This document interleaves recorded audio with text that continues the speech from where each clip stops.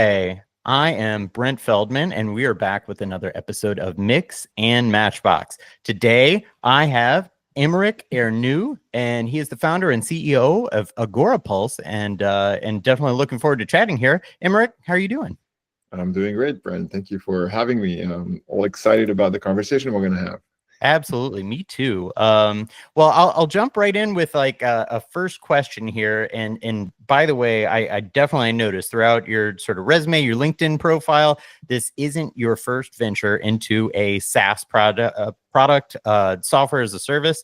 So way back in 2001, you started another organization, which was slated to be a modern social media platform, and at that time, actually, that definitely predates Facebook. So how do you think early moves in your career led you to this 14-year track with Agorapulse? Well, there's obviously a connecting the dots kind of thing you need to make after 25 years, and all these dots are very connected. So I've always loved software. I've always loved communities, then became social media, because in 2001, as you mentioned, Affinities was a community technology, and it was not SaaS, it was ASP, application service provider, where the term SaaS was not coined back then. And I've always got back to that, even though at some point we became an agency, we started to sell service. We always wanted to get back to product and software and SaaS, and social was at the core of everything we did, because we were always revolving about what can we do with social for businesses. And before the rise of Facebook and Twitter and everything, we tried to build a platform that brands can use to gather their communities and host them and animate them and entertain them and get them to become ambassadors and answer their questions and so on and so forth, because there was no public social networks that brands could leverage. And as you know, in 2009, 2010, Facebook became, the fan page started to emerge, and so it became a thing. And then businesses started to say, oh my God, this social community thing is interesting, let's go in there. But Facebook won that battle back then, and we decided that it was not a battle worth fighting.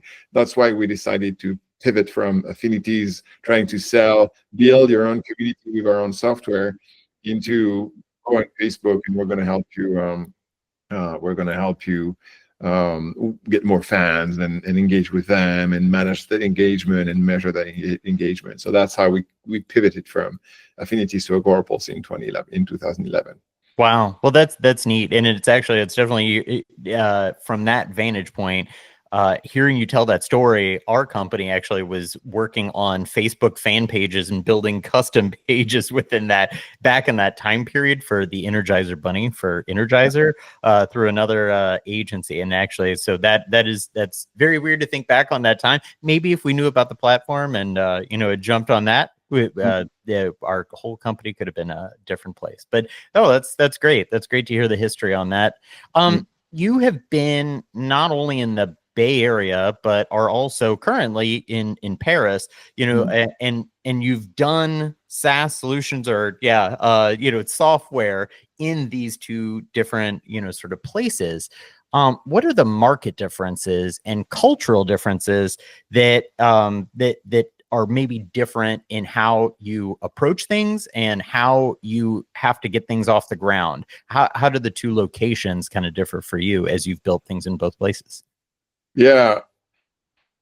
Cultural differences are everywhere. I'm not necessarily the best person to ask this question to, because I was born in New York. My parents are French, but I was born in New York. I have the US passport. So I've always considered myself half American, half French. So I don't see myself as hardcore French. Otherwise, I would have started to complain already, because French people complain all the time. And I don't consider myself a hardcore American, because I also have a lot of French education, and I studied law school. I studied in French, so my instruction and my education is very, very French. So I'm not the best person to talk about the cultural differences, because I kind of like both cultures, and I try to embrace them both for the good part of each of them. The main difference is that in the US, the mindset is always about taking risk, and it's okay. and there's not so much of a administrative red tape. So labor laws are not so complicated and convoluted. In France, it's an absolute nightmare. Starting a business is very, very easy.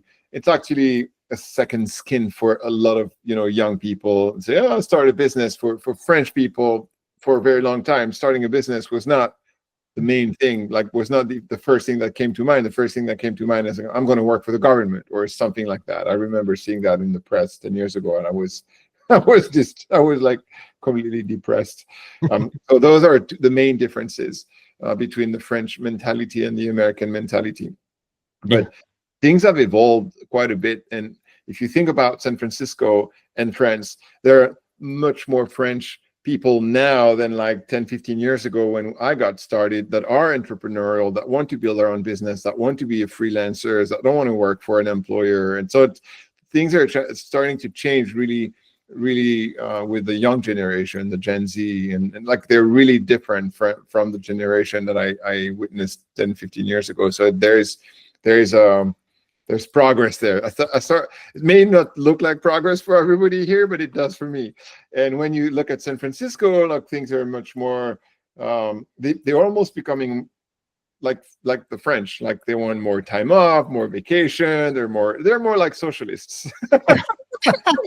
Like the two worlds are kind of getting closer. They're not as close as the same, but they're definitely getting closer, and the differences are getting a little smaller. But I'd say the big difference in terms of being an entrepreneur in the Valley and being an entrepreneur in France is really about the mindset, about risk taking. And in general, it's praised in the US and it's kind of feared here. So like that's the main difference. That's interesting. Yeah, that only because what sort of maybe long-term, effects does that have in terms of yes, there's more risk taking. That means there's more success, maybe more failure, but at the same time, yeah, does that have an ongoing impact? But it's cool you get to experience both sides of it. I feel like you had some really good input about and especially maybe culture convergence as time goes on too. Well, for the Valley, it won't be true. If you go to Texas, you're not going to have the same feeling. But if you go in Silicon Valley, they're becoming more French. Yeah, I know. I wonder if that is playing, but definitely, I know as you mentioned, yeah, more time off, more free time in general, work-life balance, all that kind of stuff. That was not American 20 years ago. I'm telling you, it's becoming now in those places. Wow.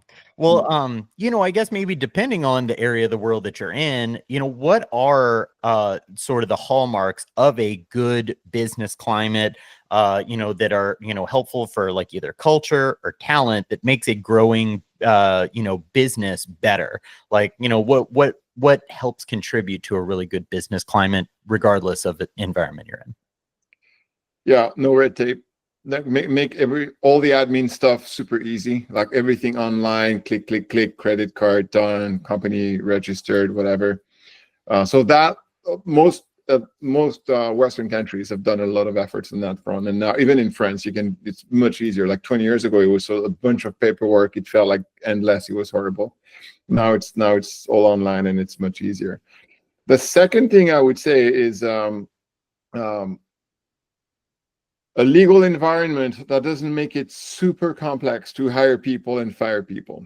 Because when you're starting a business, you never know what you're going to face. And if you are facing hyper growth and then, like hyper, the opposite of growth, and then you have to constantly adapt to new situations, new environments, and new market conditions. You have to pivot when you have to pivot. There are some people who made sense in the previous project don't make sense in the new one. So the ability to adapt, and again, nothing against the people that you have to let go because they're not a fit for what you need to build next. But that necessary adaptation requires the legal framework around labor and hiring and firing people to be flexible. And in Europe, we're not good with this. In the US, in the UK, in the US, it's much better. In Canada, it's okay as well. But in Europe, in Germany, France, Italy, all these countries, it's really not ideal. So that I would say that's the, if I were to start a business again today, I would probably start it in a country where labor laws is not making me stuck in a hole every time I have confirmed an employee after a trial period. Because in France, if you have a confirmed employee, then letting them go is very expensive and very complex, and it always ends up in a kind of a fight. It's really hard to do it amicably, because if they say no, fuck you, I'm not leaving, then you have to tell them you did a bad job, and you're not achieving your results, and you have a bad behavior, and whatever it is, you have to make them the bad guy, so then you can fire them, instead of just saying, I'm sorry, things are not working. You cannot just say, I'm sorry, things are not working anymore, I have to let you go. No, you need a reason, and the reason has to be that they're bad, and then you have to prove they are bad, and that creates a whole climate of yeah it's hard. Yeah, I can imagine that's so much more challenging. Would that make you want to lean on contractors more as opposed to like making full-time hire, or is that availability there? no, you can't do that in France, because if you have a full-time contractor, then they can sue you and say, no, actually I was not a contractor, I was an employee, so then you're screwed. So that's not going to work. Yeah.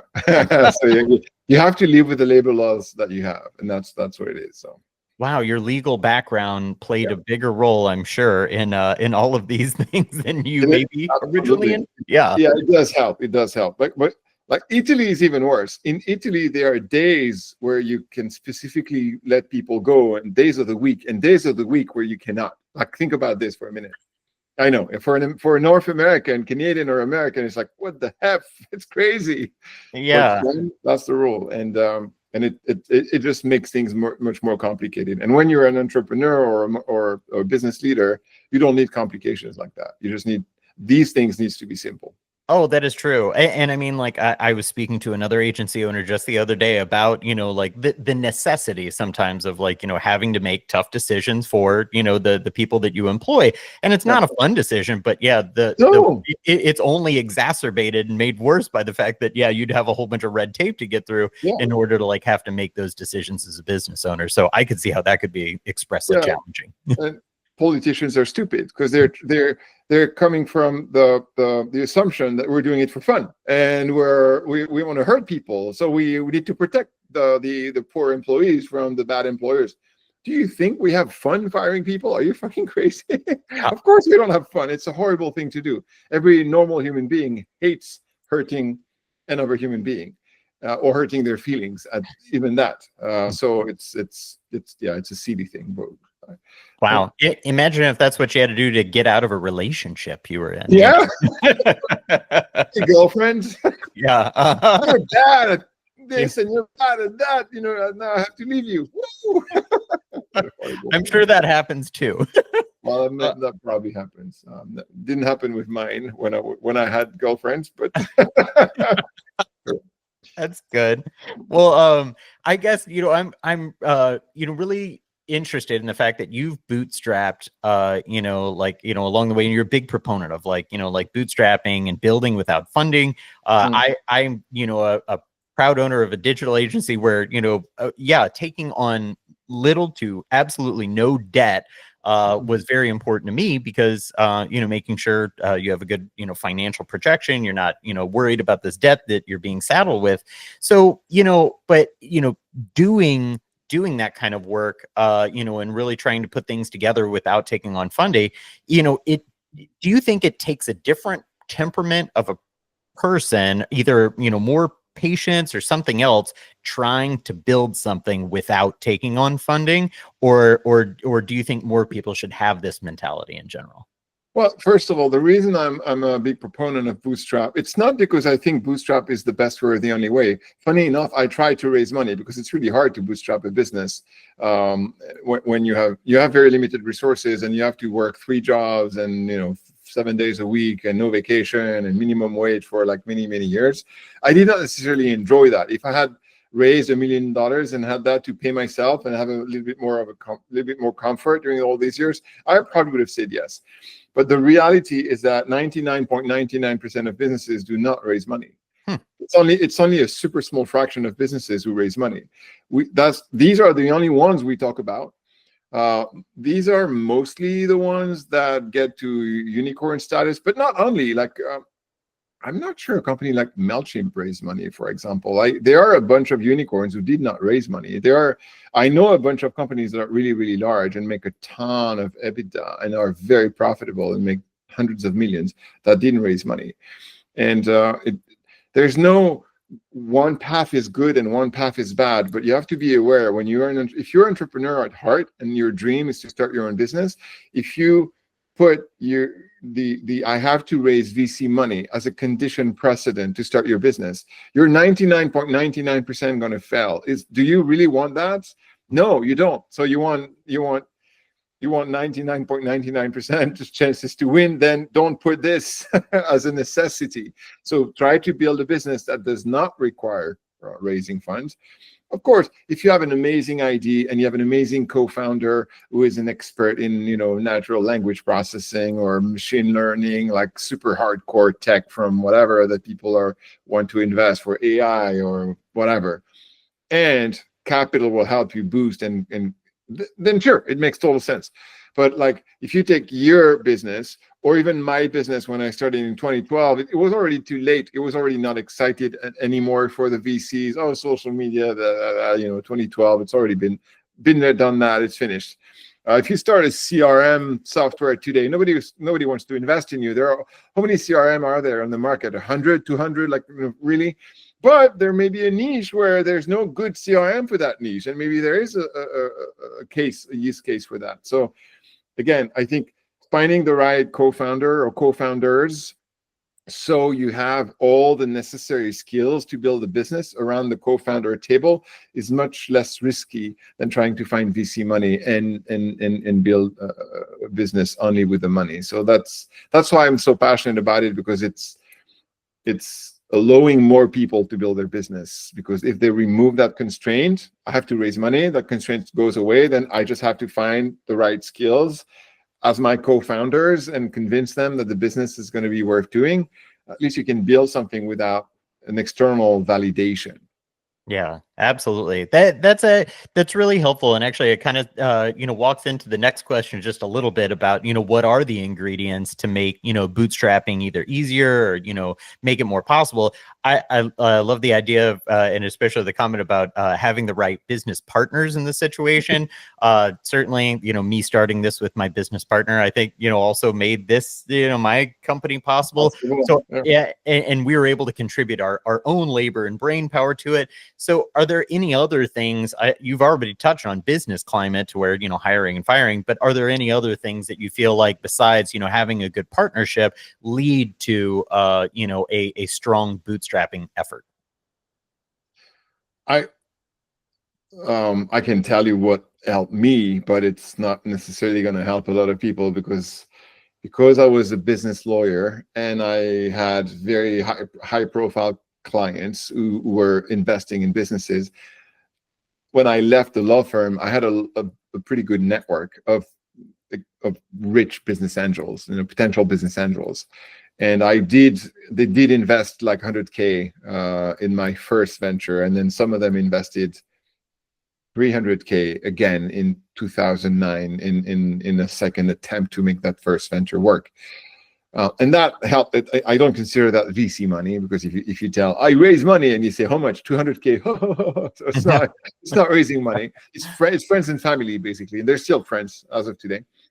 So I'd say if you can build a network early on, or choose a job like a business banker or a consultant or a hotshot lawyer, M&A lawyer, and because of that job, you're going to build a network with high net worth people who are going to give you 50K or 60K because it's nothing for them, then that is very helpful. So I don't know if that's a piece of advice that a lot of people can implement. But if you cannot, you cannot. That's fine. Try to do what you can with what you have, and picking the best potential complement in terms of skills and mindset to you. So you plus them, you can build something. Is the only advice that's worth it. Now, I know it's not an easy fist, because I have a couple of friends who tried really, really hard to find co-founders and could never find the right ones, or found some and then they worked hard, and then the other person, found a boyfriend or a girlfriend, and suddenly they have other interests in life and they let them down, or they got scared, or they got enough of paying themselves minimum wage for 8 months and said, that's it, I'm done, and I need to go to restaurants and buy a car. I don't want this anymore. So I was lucky that my co-founder Ben was like me. He grinded for 10 years, which is crazy when you think about it, but he was super resilient and super resistant. And that, I mean, you don't control that. You're lucky or not. That's why I usually say business success is 95% luck and 5% hard work. Because yes, you need the hard work to get the luck, but there's so much luck in who you start the business with, what kind of business you start, what industry you choose, what country you were born in. There's so many factors of luck into getting successful that sometimes you don't control everything. That oh my gosh, couldn't have said it better. I think that's absolutely true. And I've heard, so many people who have started really, big successful companies where they, talk about, exactly kind of the things you said of like, I can give you these tips and these ideas, but like, if you're not in the right place at the right time to, maybe receive some of the benefits of quote unquote, luck, then the same things might not play, or hold true for you. And I also do think though that the first thing that you had mentioned, having a good network of people. I've noticed that there's a lot of people who come from merger and acquisition, backgrounds, seeing a lot of M&A stuff, and then they'll have a business that they start after that. And I feel like now I'm drawing the connection in my own mind that you're recognizing, these high net worth individuals, you're getting yourself, a sort of a group around you. And I know that this is a big thing for anybody, but especially maybe as younger entrepreneurs start out, is establishing that network and making sure that they have a good piece of, enough people that they're connecting with and that they know, so that they can either draw on the experiences of those people, leverage, their worth if they need to, the network monetary stuff. I think that that says a lot about how you can put yourself in front of people to help you be more successful. So I feel like that was a great tip. Yeah. Of like, having those people around you is important to hopefully long-term success. Yeah. So if you can pick a job that has a high percentage of those people, then that's probably a good idea. That's awesome. That's awesome. Well, cool. Well, so yeah, I think I've already kind of mentioned this, a little bit, but yeah, my business partner and I had never had funding to get started, and and I'm proud to say that. And so, as you have like, either maybe a business that does require capital in order to get started, you mentioned, basically like, maybe you can have a friends group, a people you are connected to in order to provide maybe smaller amounts of funding. But is there anything else that, that you think is helpful for staying lean? And are there any places where you still would say that it makes sense to take on debt? Some people need to buy manufacturing equipment. They have to have people, in the office. They have to have that labor there. But basically continuing down the trend, is there anything else of basically keeping a lean mentality that you feel like is still important as you grow? Yeah, I mean, of course, there are people who need to buy industrial equipment, but if you don't get out of school and buy industrial equipment, right? You start your career in an industry, and then you grow in a company that has equipment. You learn the ropes of the job. Then you look at companies that are in this distressed and try to buy assets. Like there is always a way around having little capital to grow a business that requires capital investment in the early days. The one thing I've learned about staying lean, one thing I've learned from founders who've raised a lot of money, is that when you have raised a lot of money in a time where high valuation, high amount, like let's say 2021, 2022, right, when all valuations and funds were crazy, like the amount of money people were getting is like through the roof, stupid. When you had that kind of money, what happened more often than not is you don't end up growing a lot faster or building a lot better products. You end up wasting a lot more money. because entrepreneurship is all about making mistakes, learning from those mistakes, iterate, try it again, making different mistakes, learning for those different mistakes, iterate, try again. And then you narrow down to success by mistake to mistake to mistake to mistake, and all the learnings that goes with it, that go with it. That's how you build businesses. You don't build businesses because you have a genius idea and you execute the idea and it works from day one and it works the same for 10 years straight to the top like an assumptive like that. It's not true. That's not life. Life is you try, you start, something works, and then you go up, and then it stalls, and then it's kind of plateaus, and then you have to reinvent the company, reinvent the product, change the market, add another product, like be multi-product. You have to reinvent yourself, and then luckily it grows again, and then it plateaus again, and so on and so forth. That's what business life is all about. And in that journey of trying, if you have money constraints, you're going to try smartly. You're going to try things in a way that's not wasting too much. You're going to avoid waste because you don't have waste to waste, right? You can't throw money at, or at least you cannot throw too much money at the problem.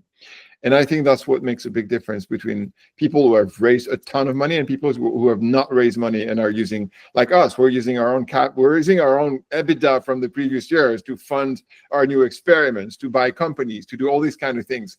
And as a consequence, we have constraints that a company that has raised $100 million doesn't have. And that constraint makes us be a lot smarter. And if we had $100 million, because if you have $100 million and, oh, here's a problem, you can throw 10 million at it. Let's go, 10 million. I say, no, how can we throw only 1 million at this problem? Okay, well, then you have to be really smart, because then you have to think really hard about what are the ways we can only spend $1 million on this instead of 10. And I think that's where the bootstrap mentality or the you've raised little and like you have the constraint is really helpful, because constraints makes you creative. And I think everybody, even in the Valley, is now agrees with the fact that constraints are good because they force you to be creative. That's awesome. Cool. Well, all right, this is shifting gears just a little bit, but I for your platform, ratings and reviews have played a big role in your software success. I definitely know that even from the homepage touted about, how your software is, rated really well. But this is maybe a chicken or egg question. Is it best to keep focused on the product and making sure that, you're just building the best thing possible and hope the reviews will come? Or is it better to focus on actually trying to get reviews from users so that props up the growth of your company? Both. I mean, you can't do one or the other. You cannot, It doesn't work. It's like saying that, do you build a great product and wait for the great reviews to come would be the same thing as building great products and hoping that people come and discover it and use it and like it. That means that marketing or sales are not needed. And obviously marketing and sales are needed. So building a great product is never enough. It is a condition precedent to success. No, there's no successful company with a super shitty product. Well, some are, but like we're not going to name names. There are very few companies that are super successful with not a great product. And in 2025, I think no company can have a great success with a shitty product or a so-so product. Mm-hmm. But so you have it is the foundation. But you have to go ask for those reviews, because they're not going to give them to you because you're nice or kind or handsome. They're going to give them to you because you go ask for them. So obviously we've asked for them and we keep asking for them. And the luck I had when I said there's a lot of luck in there is that I discovered G2, I don't know, month 1 of their launch. It was brand new on the market, very early on. I don't know when, 2015, 2016, like super early.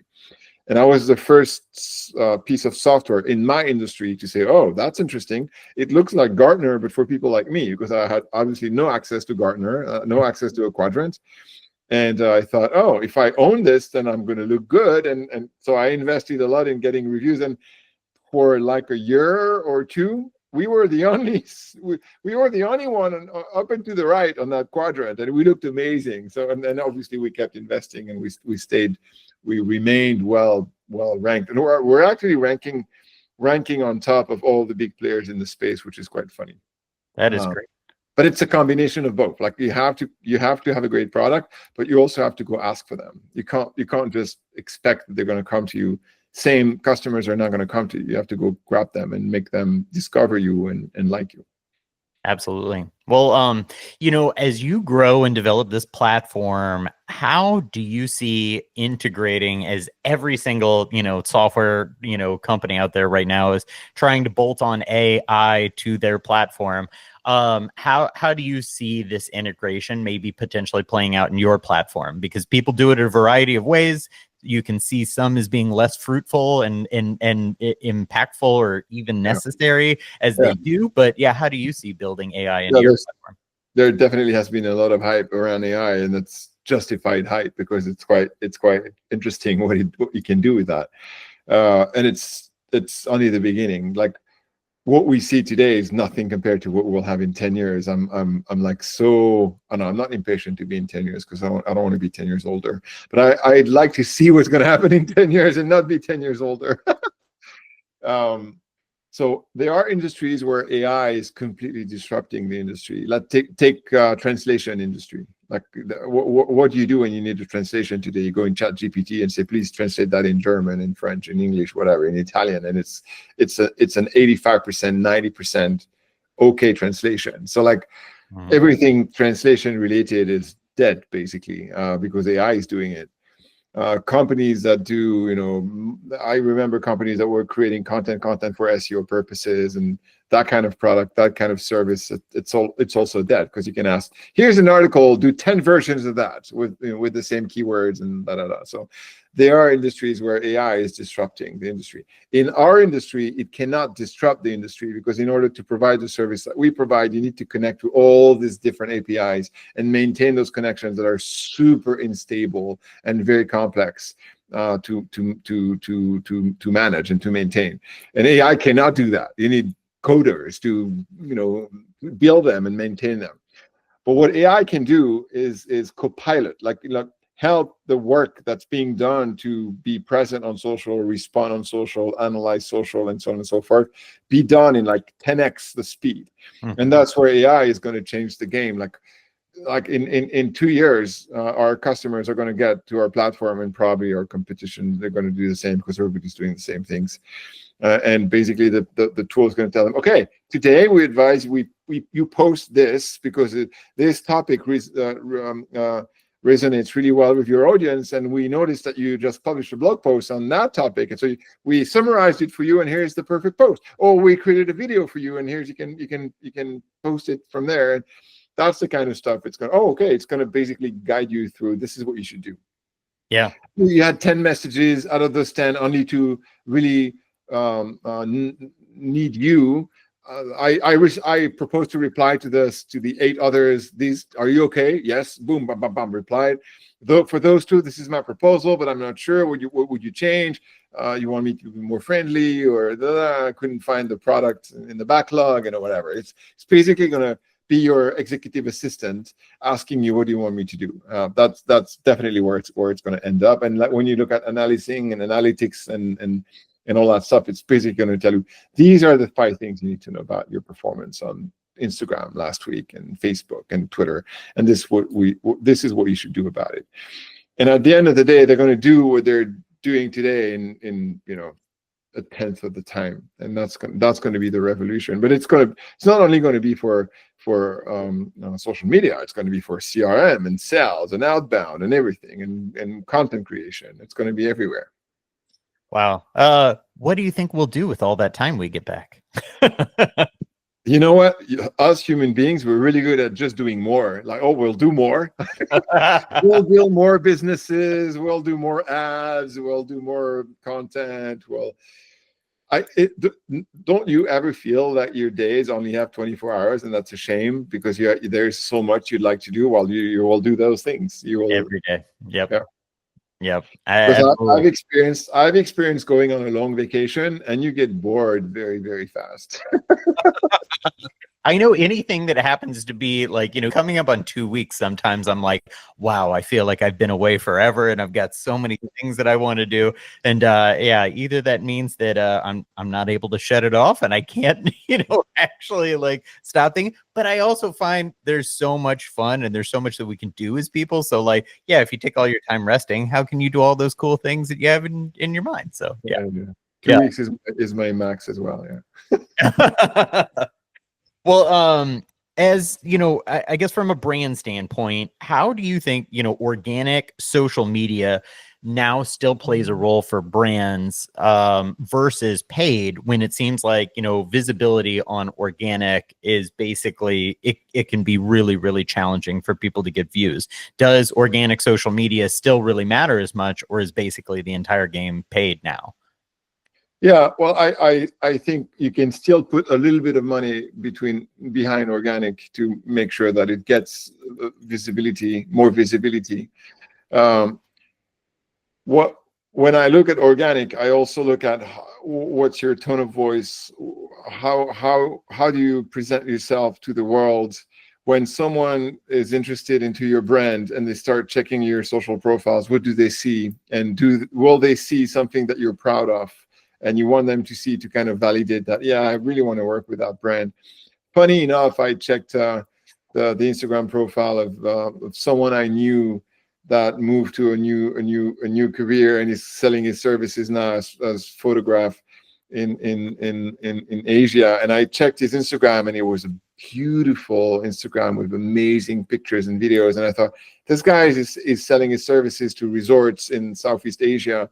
And I thought, if a resort in Southeast Asia, I go check his Instagram profile, they're going to say, boom, I like that. It's really good. And it's also kind of a deported website, I would say. Like, you have your website and then you have your social profiles, and they have to look as amazing as your website, because it's also partly who you are and the message you want to convey. So obviously that doesn't mean you're reaching people, but you're reaching people who are kind of auditing you. So I think that should not be discounted, because if you look like crap on your social profiles, there will be consequences. So you don't want to, at least you don't want to look like crap, right? That's the benchmark. That's the benchmark. Don't look like crap. Now, when you start mixing your presence across different social networks, there's always something working. So for example, if you're good at video and you start doing videos, maybe you won't have a lot of reach with your videos, normal video posts on Facebook, but maybe the reels will have a little bit of reach. And maybe that you do reels on Instagram as well, and you start doing TikTok, and you start doing shorts on YouTube, because they're all the same video. And if you use a tool like Agorapulse or any other publishing tool, that one video can go in those 5 different places as a short vertical video like this, and that will multiply. If the video is great and the content is entertaining, or is delivering a message that you want to deliver in a good way, you're going to have more reach, because you're running across different networks and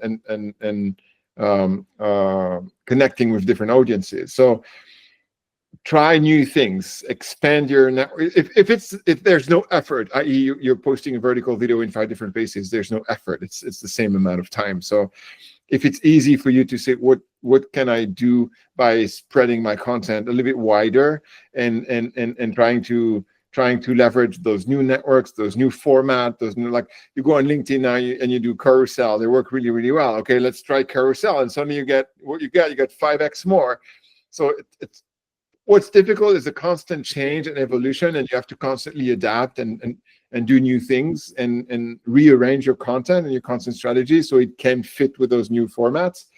But I think people are still spending hours and hours of their days on social networks, depending on where they are. I don't know you, but me, it's LinkedIn and YouTube. But you'll reach me eventually on LinkedIn and YouTube if you do your job organically. You just have to be very focused on making sure that what you give me is really, really interesting. Yeah. But I'd say there is always a room. You just have to go find your way to where it is and how you can access it.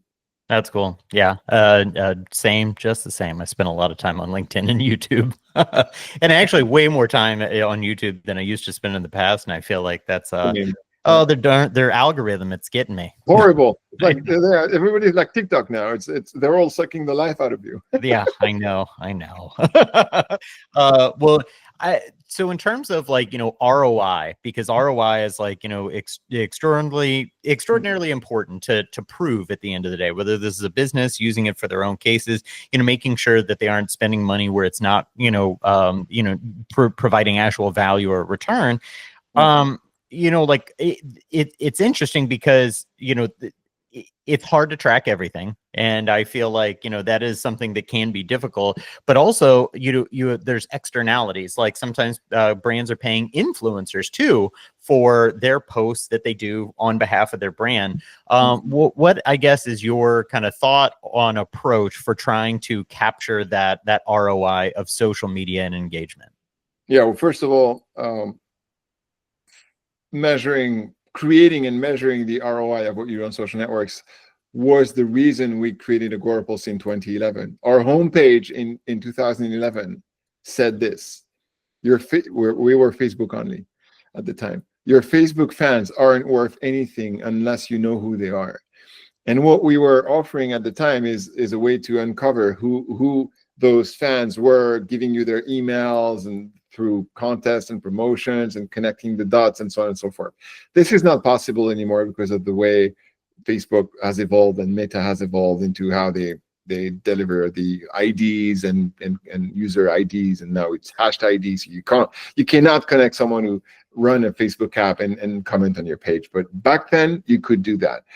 And I've always focused on, okay, how can we make sure that this fun thing that we do, or allow people to do, which is be on social and entertain people and do funny videos and stuff, how can we make sure that this has a business impact? It's always been in the back of my mind, and it's always been an obsession of mine. And that's why in 2021, we worked on a new technology. I filed a patent in the US for it to measure ROI of what you do on social connected with Google Analytics. And what I learned since we delivered that feature to the world is that you're only measuring a portion of what you do on social. Well, basically, you're only measuring a portion of what you do anywhere in digital. It is not true that everything can be measured. Some things can be measured, but not everything's.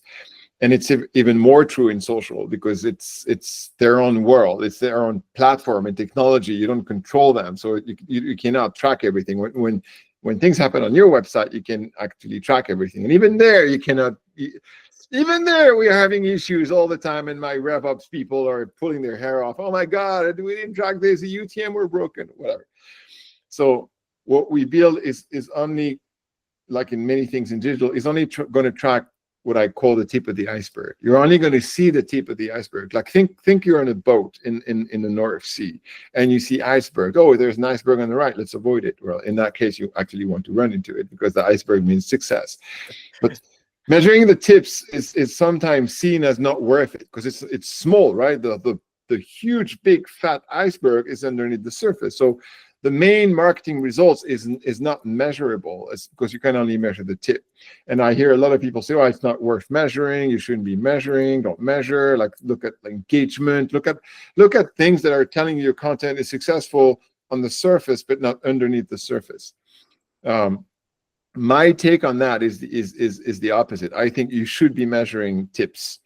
Because if you see tips, you know that there's probably an iceberg of result underneath that tip, and you can see, okay, if my posts on LinkedIn about this topic are generating 3 newsletter signups, that means and on that topic they're generating no signups, then I know that this resonates more than that on LinkedIn, and I can do more of this and less of that. And it may not be, it's probably not the truth that you got only 3 signups from that post. Maybe you got 15, but you could only track 3. Again, tip of the iceberg versus what's underneath the surface. But at least it gives you an indication of what direction you should go to. And even more, if let's say, with our feature, you can say that Facebook got us, $2,000 last month, or Twitter, or whatever. We have customers who make thousands and thousands of dollars from Instagram DMs, like, believe it or not. Mm-hmm. So even if the amount is small, like, oh, we only got 3,000 from, YouTube last month, that amount, as small as it is, will be okay, but we know it's probably a lot more. And boss, at least we have something to show for. Is it better to tell your boss that you're generated $3,000 on YouTube last month, or that you have no clue? What's going to make you fired, or what's going to make you in the next layoff plan, or not in the next layoff plan? So I do believe that whatever you can track is good to track. Like, you should not discount it because it's not the whole thing. You should take it and say, okay, how can I do more of that, and how can I improve that? And to start with, you should say, what can I measure, and what should I do to measure more? Because I've been in digital for 25 years, and I can tell you one thing for sure: it's hard. And if you don't start today to strategize to get more measurement and more analytics out of what you do as a marketer, you're going to suffer at some point. So learning that, putting the framework, getting GA, Google Analytics set up the right way, understand Google Tag Manager, tagging all your events, making sure all your website is tagged everywhere, so whatever happens on your website is tracked. You have no idea how many customers that we have that have nothing set up. Their whole analytics framework and system is completely effed up. Like, there's nothing working. So even if we were triggering track link from everything they do on social, they would land on the website, and everything we would track is someone landed on your website. That's it. Yeah. Because the tracking behind events, video watched, newsletter sign up, all that kind of stuff was not configured. Simply that. And I think that's where people need to start. That's great. And I mean, I think it's helpful to also make that attainable for people, because, as people look at, like, the breadth of what is possible with tracking, it does seem rather endless. And not to mention, like, does anybody even have the maybe data science people to then sift through the mountains of data they might get from all of that stuff? So actually, really, giving, sort of simple advice to really just track some of those small things, or, make sure your analytics is set up well, do things to where you can start noticing where you have bits of success, trends, and patterns, and then build on that. So I feel like that's so helpful. All right, I got one last question for you. And boy, in your personal opinion, just personal opinion here, we were facing a TikTok ban in the US here. So in the absence of services like that, or where you have something that may get either banned, or the service goes away in general, they close their doors, do you think that leaves a gap in the marketplace yet to be filled?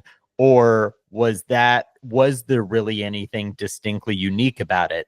And the reason why I'm asking that is because, like TikTok, we have Reels on Instagram that, where, as you just mentioned, you could be posting these vertical videos in all sorts of different places.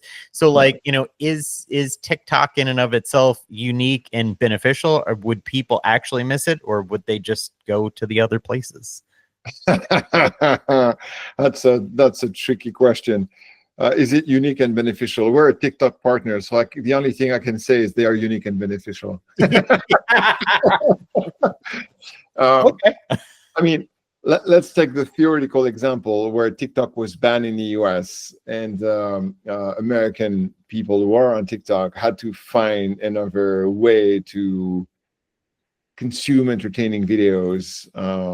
Would they find that? Yes. They would find that on Instagram, at the very least on Instagram and YouTube today. I think the offering is quite strong. It was not so strong 2 years ago when they just got started, but as of right now, I think it's quite strong. Is it as comprehensive and rich as what you have on TikTok?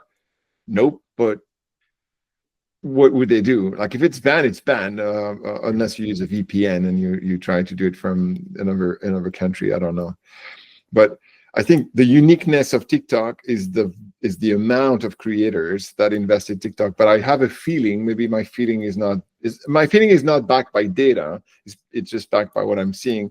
I have a feeling that now creators have embraced the multi-platform thing, and I see a lot of them going on YouTube Shorts and Instagram Reels as well, because they're like, okay, well, maybe the people who can connect with me and watch my videos are not on TikTok, which I'm not on TikTok. I'm YouTube Shorts, because I was a YouTube guy early on, so like I naturally went to YouTube Shorts, It doesn't mean I don't like TikTok, but I didn't build a habit to consume on TikTok.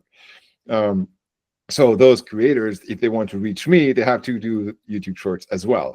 But those are the same content. So it's kind of easy to post them in different places at the same time. So I think if that was to happen, the void would be filled by the other platform who have already starting to chase them.